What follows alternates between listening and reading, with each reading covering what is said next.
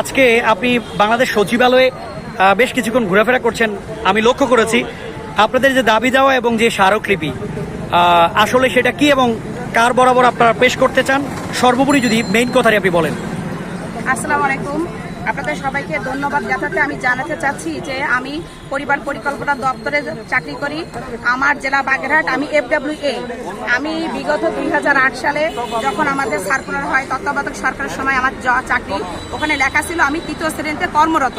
এখন আমার কথা হচ্ছে কি, আমি যদি 3য় শ্রেণীতে কর্মরত হই, এরপর 2015 সালে আমাদের যখন গ্রেডিং সিস্টেম হয় তখন আমি 17তম গ্রেডে ঢুকে যাই। তাহলে বর্তমান প্রেক্ষিতে 17তম গ্রেড হচ্ছে আয়া এবং পিয়নদের গ্রেড। তাহলে আমি 3য় শ্রেণীতে ঢুকে কেন আমি আজকে 17তম গ্রেডে বেতন পাচ্ছি?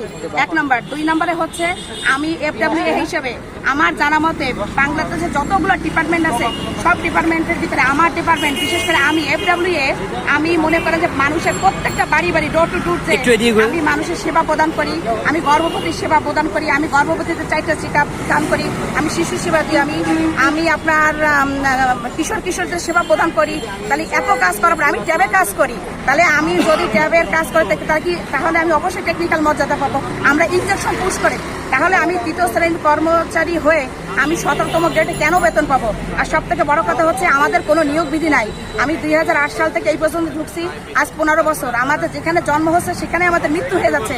আমরা কেন আজকে সচিবালয়ের দ্বারে দ্বারে ঘুরবো? কেন আমার অধিদপ্তরের দ্বারে ঘুরবো? আমার একটাই দাবি, একটাই আমার প্রাণের দাবি, সেটা হচ্ছে নিয়োগ বিধি। এই নিয়োগ বিধিটা আমাদের একান্ত দরকার। আর আমাদের এই নিয়োগ বিধির কারণে আমাদের মনে করেন প্রমোশন, আমাদের গ্রেড, বিভিন্ন রকমের কাজকর্ম আমাদের আটকে থাকতেছে। আজকে আমি 17তম, আমি আয়াপিএলের চাকরি করতেছি, অথচ আমি ট্যাবের কাজ করতেছি, আমি রুট লেভেলে মানুষের দ্বারা দ্বারা সেবা প্রদান করতেছি।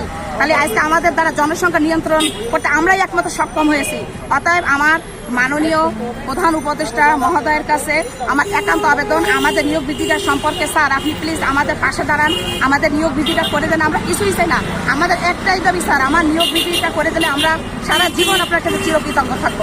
ধন্যবাদ সবাইকে। খুব